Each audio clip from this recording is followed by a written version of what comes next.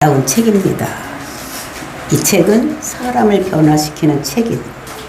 우리가 먼저 시간에도 보았듯이 성 어거스틴 또는 루터 또는 존 웨슬러 그리고 칼빈 이런 사람들이 다 이 로마서를 읽다가 변화를 받은 이런 사람들인 것을 볼 수가 있었습니다.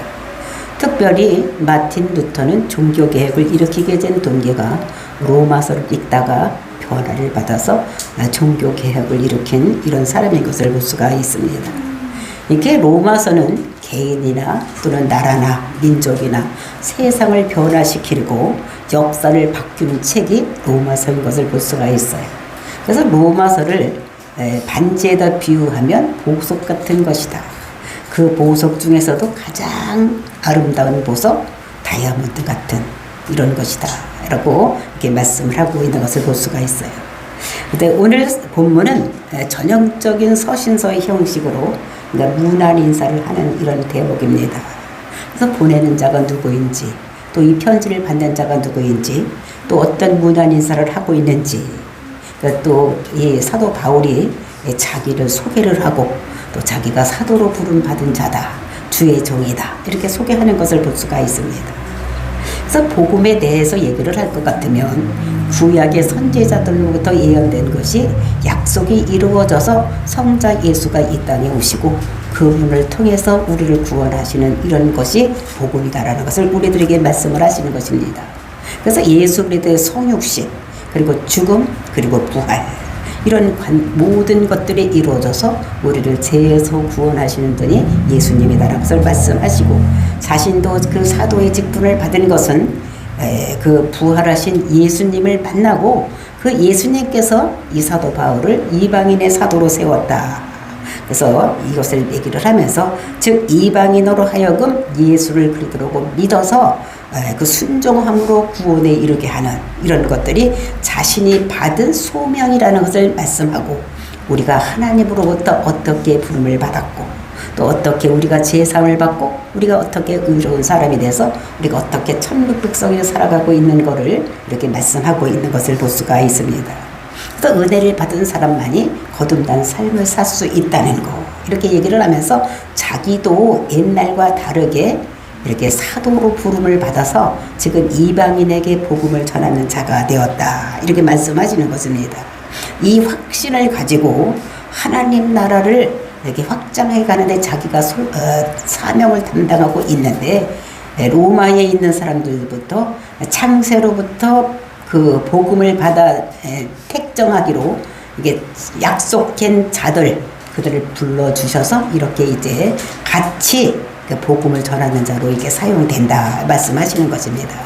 오늘 저와 여러분도 로마에 있는 성도들과 같이 창세전에 하나님께서 택정을 우리를 하시고 하나님께서 우리를 세상에서 빼내주시고 우리를 불러서 하나님 나라 일하는데 사명자로 삼으신 것을 우리가 믿고 우리가 그 사명을 감당하는 그래서 많은 이방인들에게 복음을 전하는 저와 여러분이 되시기를 예수님의 이름으로 축원을 드립니다. 그런 관점을 가지고 우리가 1절서부터 8절 말씀을 보시겠습니다. 1절 말씀 보니까 예수 그리스도의 종 바울은 사도로 부르심을 받아 하나님의 복음을 위하여 택정을 입었으니 그러니까 자기를 소개를 하는 것을 볼 수가 있어요. 편집글에서는 원래 이제 그 받는 사람, 이제 수신자를 먼저 쓰는 것이 정상인데 또 여기서는 옛날에는 어떻게 했냐면 발신자를 먼저 쓴 것입니다. 그래서 옛날 편지 형식대로 자기가 발진다를 먼저 쓰고 있는 것을 볼 수가 있어요. 그런데 이 로마에 있는 교인들에게 편지하는 이 서신서는 그러니까 이 바울이 그 로마를 간 적도 없고 또 교인들을 만난 적도 없습니다. 그래서 하고 싶은 말은 먼저 쓸 수가 없으니까 자기 소개를 먼저 하는 것입니다. 그리고 너희가 내가 누구인지 그리고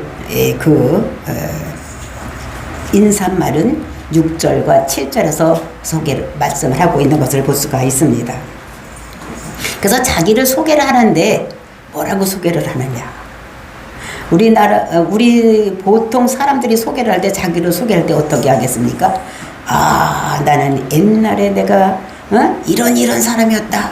학교는 서울대학을 나오고 또는 내가 이전에 있었을 때는 내가 어떤 무슨 관직에 있었다 이렇게 얘기를 할 텐데, 이 사도 바울은 자기를 소개를 하는데 뭐라고 소개를 하느냐, 예수 그리스도의 종이라고 소개를 합니다.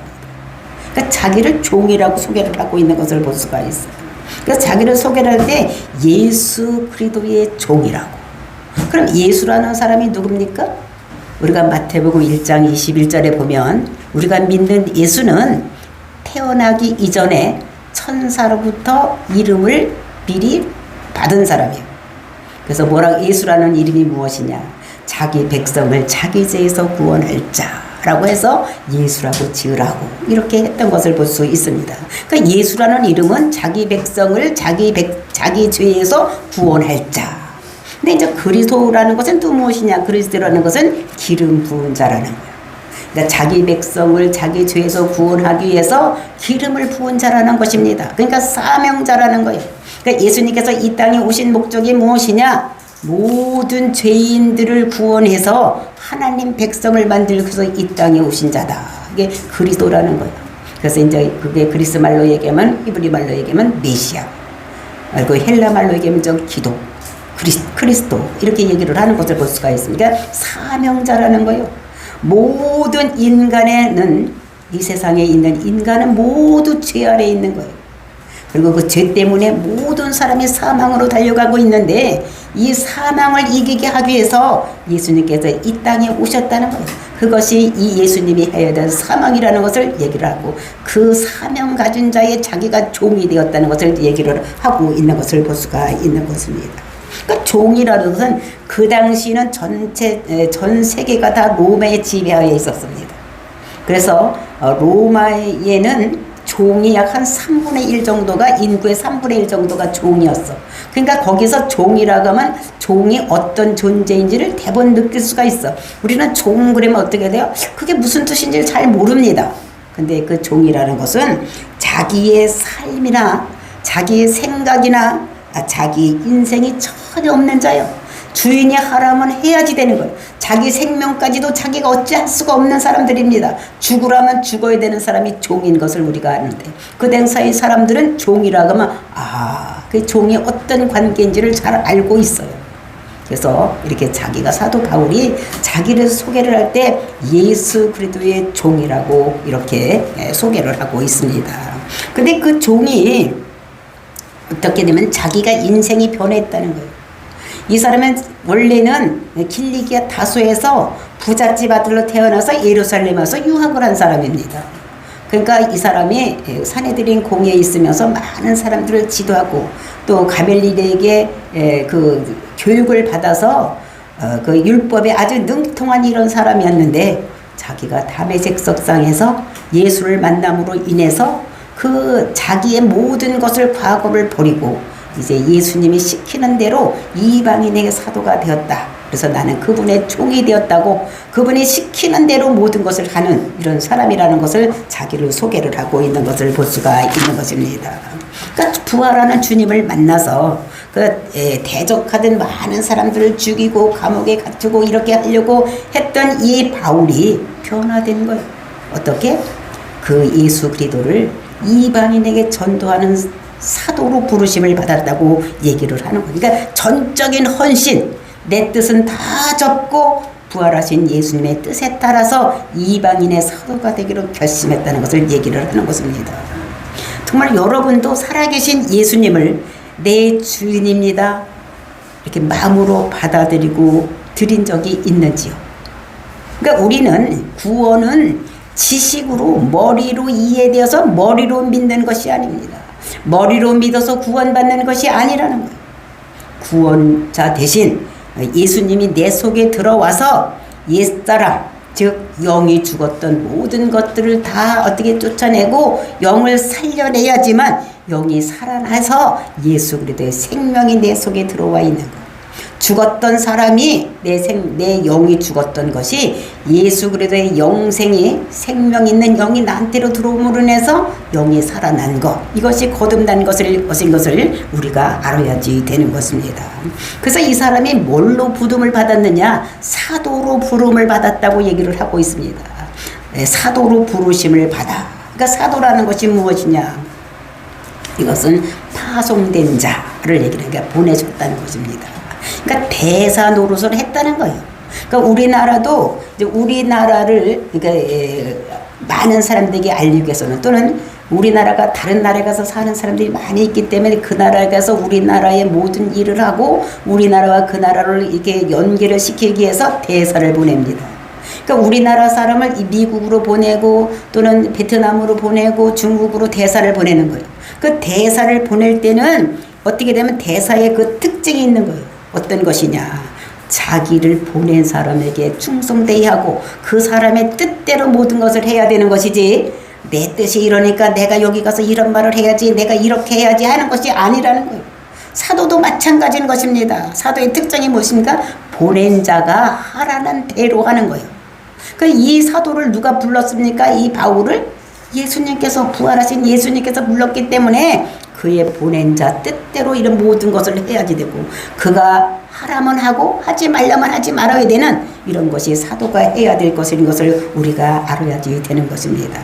그래서 무엇을 위해서 사도로 부름을 받았나? 그래서 이것을 하나님이 복음을 위해서 택정함을 받았다고 1절에서 말씀하고 있어요. 하나님이 복음을 위해서 택정함을 입었다. 그러니까 사도로 부르신 것이 부활하신 하나님께서 이 사도 바울을 사도로 세운 것이 무엇이냐? 하나님의 복음을 위해서 이 사람을 불렀다는 것을 얘기했어요. 그래서 1절에서는 우리가 하나님의 복음이라고 얘기를 하고 있는데 이제 9절에 보면은 하나님의 아들의 복음이다 이렇게 써요. 그의 아들의 복음. 그리고 저 16절쯤 가면은 모든 믿는 자, 그러니까 예수님의 복음이라고 얘기를 하는 것을 볼 수가 있는 것입니다. 그러니까 이 사도를 이방인의 사도로 삼고 하나님의 복음을 전하고 그 다음에 그것이 아들의 복음이 되고 이것이 그리스도의 복음이 되는 것 이런 거를 얘기를 하는 것을 볼 수가 있습니다. 근데 복음이 그럼 무엇인가? 복음이 무엇인가 2절 말씀 보니까 그것을 잘 설명하고 있어요. 복음을 설명하고 있는 것이 2절 말씀입니다. 이 복음은 하나님의 선지자들을 통해서 그 아들에 관하여 성경에 미리 약속하신 것이다. 그러니까 복음은 아들이라는 거예요. 복음이 딴 것이 아니라 그 복음이 아들이라는 거예요. 그러니까 복음이 누굽니까? 예수님이라는 것입니다. 그 예수님은 미리 선지자들로부터 구약에 다 예언을 해 놓았다는 것입니다.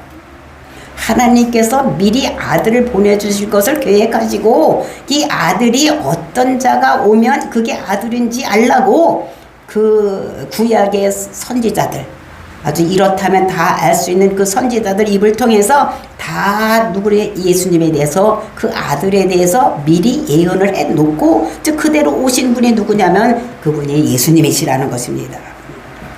그래서 이제 우리가 보면 그 아들을 선지자들이 뭐라고 얘기를 했느냐. 우리가 구약을 통해서 보면 제일 먼저 우리가 알 수 있는 것이 처녀가 잉태해서 아들을 낳았겠다. 그러니까 처녀의 몸에서 오겠다는 것입니다. 그 다음에 그가 태어난 것이 어디서 태어나겠느냐? 베들레헴에서 태어나겠다는 것입니다. 그리고 베들레헴에서 태어나고 또 그 다음에 그 아들이 다윗의 혈통에서 오겠다는 거예요. 왕족에게서 오겠다고 말하는 것입니다. 유다 족속에서 그 다윗의 혈통에서 오겠다고 말을 하고 있고 그리고 그는 예루살렘에 입성할 때에 나귀 새끼를 타고 입성을 하겠다. 응?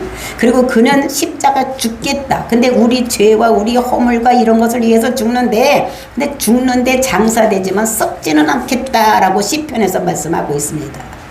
그리고 십자가 죽으면 다 그 사람을 다리를 꺾고 이렇게 했는데 다리도 꺾지 않겠다. 뭐 이런 얘기를 전부 하는 것을 우리가 성경을 통해서 그러니까 성경에는 이것 말고도 많은 이 예수님이 메시아가 될 것을 선지자들을 통해서 예언해 놓는데 그 예언을 모두 종합해 보면 그분이 누군가 하면 그분이 예수님이시라는 것을 그러니까 선지자들을 통해서 이렇게 육신으로는 이렇게 오겠다고 그러니까 그 하나님의 아들이 이 땅에 올 때에 어떤 모습으로 올진지 왜냐하면 그분이 하나님의 아들인 것을 알아야 되는데 어떻게 된 자가 하나님의 아들인 것을 또 많은 사람들이 하나님의 아들이라고 할 때에 정말로 거짓과 참을 분별하기 위해서 하나님께서 미리 선지자들을 통해서 예언을 해 놓은 것이다라는 것을 말씀하고 있는 것입니다. 그래서 그래서 미리 성경에 약속하신 그대로 이 땅에 오셨다는 것입니다. 그래서 이 복음은 어떤 사람이어야 되느냐? 반드시 하나님이어야 되고 반드시 그 사람은 사람이어야지 된다는 거예요. 왜냐하면 우리 죄 문제를 위해서 이 땅에 오셨기 때문에 우리 죄를 대속해서 죽으려면은 우리를 대표성을 가지고 오려면 사람이어야 된다는 거예요. 사람을 대표해서 나가는 것이 짐승이 될 수가 없는 거예요.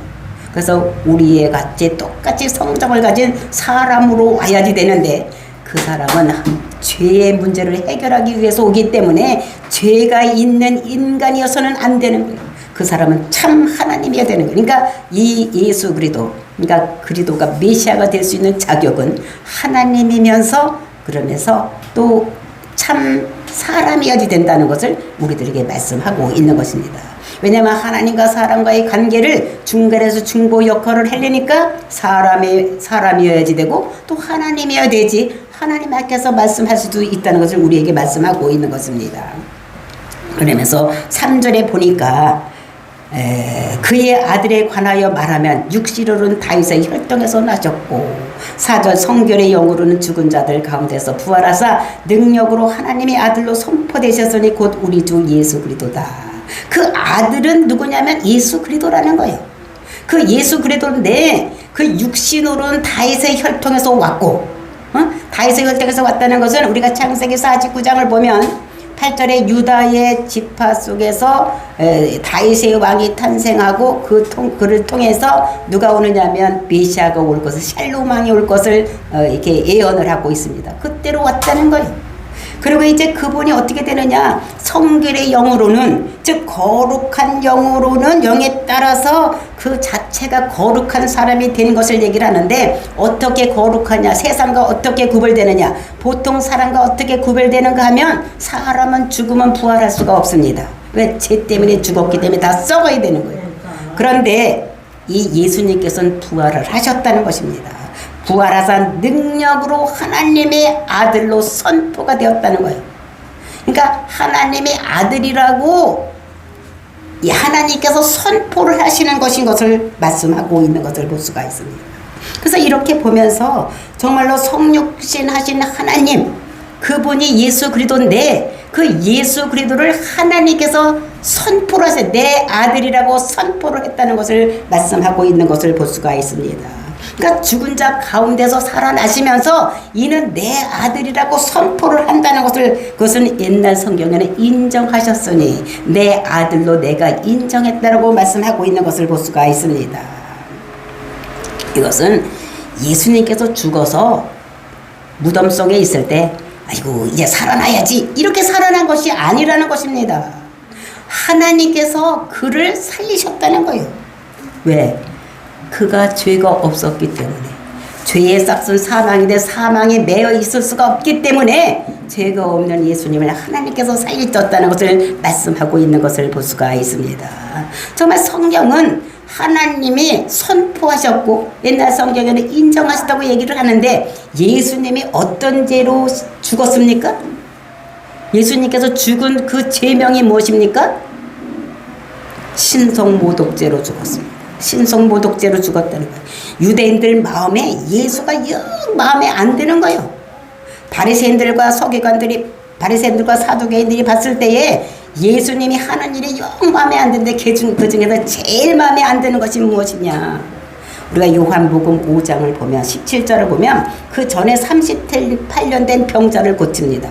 38년 된 병자를 고쳐서 모두 좋아해야 되는데 그것이 안식일에 일어난 거예요. 그 때문에 꼬투리를 잡는 거예요. 왜 안식일을 네가 안 지키느냐? 왜 안식일에 일을 하느냐? 이때 예수님께서 말씀하시기를 내 아버지가 일하시니까 나도 일한다. 그러니까 하나님을 자기 아버지라고 하니까, 그러니까 유대인들은 아버지와 아들의 개념이 똑같은 것입니다. 우리는 아버지하고 아들하고 다른 개념으로 생각을 하지만 유대인들은 아들이면 아버지고 아버지면 아들이, 이런 개념으로 우리가 이해를 해야지 되는 것입니다. 그러니까 자기가 하나님이다라고 하니까 참나마도다 이렇게 하고 십자가에 못 박혀 죽였던 것을 볼 수가 있는 것입니다. 그래서 이제 그들이, 유대인들이 그들을 어떻게 됩니까? 많은 사람들과 같이 해서 십자가에 못 박혀 죽였는데 죽고 장사된 지 사흘 만에 하나님께서 어떻게 하십니까? 그거를 다시 살려내는 이런 역사가 일어나는 것입니다. 하나님이 봤을 때 이 아들은 죄가 없거든. 하나님이 자기 아들이 맞으니까 니들이 어떻게 되면 니들이 이 아들을 십자가에 못 박혀 죽은 것은 너희들이 틀렸고 이 아들 말이 옳았다. 이렇게 한 것이 예수님께 부활하신 것인 것을 볼 수가 있는 것입니다. 그래서 우리가 사도행전 2장과 3장을 보면은 너희가 십자가에 죽인 예수를 하나님이 살리셨다라는 것을 몇 번씩 말씀하는 것을 볼 수가 있습니다. 그러니까 우리가 예수님을 그 당시에 유대인들이 예수님을 죽여버렸지만 그 죽이버린 예수를 하나님께서 예수의 편을 들어서 이는 내 아들이다. 이는 죄가 없다. 그가 하나님의 아들이라고 말한 것, 너희들이 제목을 삼아서 아들이라고 해서 죽인 것이 그것이 그 아들의 말이 옳다. 그 아들의 말이 옳다고 선포를 한 것이 예수님께서 부활하신 사건인 것을 우리가 볼 수가 있는 것입니다. 그래서 예수님께서 죽을 때 뭐라고 하시면서 죽었느냐? 아버지여 내 영혼을 아버지 손에 부탁하나이다. 내가 십자가 죽는데 내 영혼을 아버지께 부탁을 합니다. 이렇게 하고 죽었습니다. 그래서 죽으심과 그 다음에 일어남을 아버지 손에 맡긴 거예요. 즉 아버지의 능력에 맡겼던 것을 볼 수가 있습니다. 그랬을 때 하나님께서 보시고 너는 내 아들이 맞다. 저 사람들이 아들이라고 제목을 세워서 저를 죽였지만 그것이 참이고 그것이 맞다고 해서 예수님이 살아난 것을 볼 수가 있어요. 이것이 하나님의 인정이요 하나님이 선포라는 거예요. 이가 내 아들이다. 이렇게 선포를 한 것인 것을 볼 수가 있어요. 그래서 하나님이 이 아이가 내 아들이고 이것이 맞다. 그가 오실 그리도요. 그가 메시아라고. 그래서 하나님이 인정하고 하나님이 선포하신 것을 말씀하고 있는 것입니다. 하나님의 아들 예수 그리도가 복음인 것이 확실하다. 왜? 육신으로는 선지자의 예언에 따라서 그 예언을 모두 이루고 온 분이 예수 그리스도이기 때문에 예수님이시기 때문에 그가 그리스도다. 그 다음에 영은 죽은 자 가운데서 부활해서 다시 살아났기 때문에 이분이 하나님께서 맞았다고 선포하고 인정을 했기 때문에 이 예수님이 그리스도가 되고 메시아가 된 것이라는 것을 우리들에게 말씀하고 있는 것입니다. 그래서 정말로 우리가 우리나라에도 많은 사람들이 자기가 하나님의 아들이라고 또는 자기가 예수라고 이렇게 얘기를 하는 사람들이 많이 있습니다. 뭐 문예수, 박예수 막 이렇게 자기가 예수라고 얘기를 하는 사람들이 많어. 그 이단이 많이 설치고 있는 우리나라, 특별히 자기가 다른 나라에는 그냥 하나님과 예수님에 대해서 조금 다르게 얘기하는 이단들이 있지만 우리나라는 아주 자기가 하나님이고 자기가 예수라는 거예요. 그래 우리는 그 사람한테 물어봐야 됩니다. 뭐라고 물어봤느냐? 너 처녀가 낳냐? 너 유대 베들레헴에서 태어났냐? 네 조상이 유대 족속이냐? 뭐 이것만 물어봐도 그것이 아니라고 하면 어떻게 됩니까? 예수가 아닌 것이 금방 탄로가 나는 거예요. 근데 우리는 어떻게 우리나라 사람들이 자기가 예수라고 하고 막 이래도 그런가 하고 이렇게 생각을 하고 있는데 이것은 잘못 아는 거예요. 그래서 우리가 어떻게 알아야 되느냐? 우리가 그 사람을 볼 때에 자기들이 문예수다 뭐 이렇게 얘기하면 당신이 베들레헴에서 태어났습니까? 물어봐서 아니다. 우리는 충청북도에서 태어났다. 이래만 이거는 벌써 아닌 거예요. 니들 엄마가 처녀로 너 낳냐? 아니다. 우리 아버지 있다. 그래도 이거는 예수가 아닌 것을 우리가 알아야지 되는 것입니다. 그래서 하나님이 아들, 예수님이 그러니까 선지자들 통해서 많은 예언해 준 것을 이루어서 다윗의 혈통에서 왔고 또 죽은 자 가운데서 살아날 것을 예언한 대로 그대로 되었기 때문에 예수님께서 그리스도가 되고 메시아가 되고 하나님의 아들이고 그 자체가 하나님인 것을 우리가 말씀하고 있는 것입니다. 그러니까 복음은 예수 그리스도가 복음인 거예요. 그래서 5절 말씀 보니까 그로 말미암아 우리가 은혜와 사도의 직분을 맡아 받아 그의 이름을 위하여 모든 이방인 중에서 믿어 순종하게 하나니 그로 말미암아 그가 누굽니까? 예수로 말미암아 부활하신 그 주님을 이방인의 사도로 사명을 준 사람, 이것이 누구냐면 예수님이 그렇게 준 것입니다. 그래서 모든 이방인 중에서 믿어 순종하게 하나니, 그러니까 우리가 은혜와 사도의 직분을 받아. 근데 여기서 우리가라는 것은 그러니까 이 바울이 로마 교회에 있는 사람들에게 이제 우리가 사도로, 근데 자기만 사도로 이렇게 하면 그러니까 너무 넓게 폭을 넓게 해서 얘기를 한 것인 것을 볼 수가 있어요.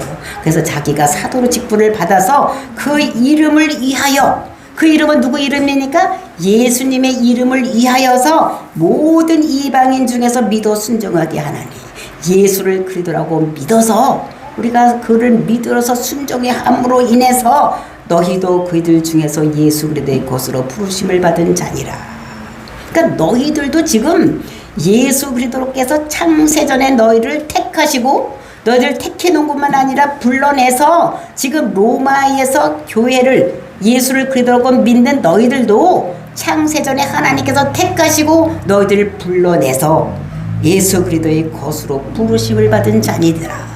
예수 그리스도의 백성으로 하나님의 자녀로 부르심을 받아서 지금 불러서 너희들이 예수를 믿고 있는 것이다.